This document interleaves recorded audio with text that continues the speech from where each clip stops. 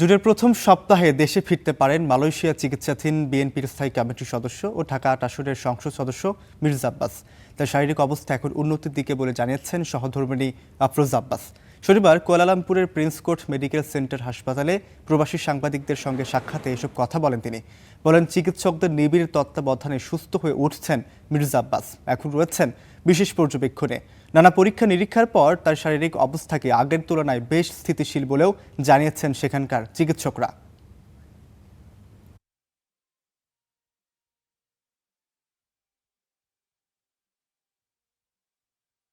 Rice tube ছিল, খেতে পারতো না অনেক দিন, প্রায় 1.5 মাস।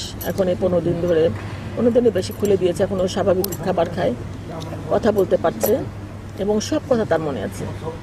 এবং প্রতিনিয়ত ছেলে পেলেদের সাথে কথা বলছে, কে কেমন আছে, ওর খবর নাও, ওকে ফোন দাও এরকম। এবং ডাক্তাররা বলছেন, ওখানকার ডাক্তার বলছেন, এখানকার ডাক্তার বলছেন যে এত মানুষ আসে ভালো, তো এটা ওর জন্য, তারা আসুক, ও কথা বলুক, এবং এটা ওর জন্য অনেক ভালো সাইন।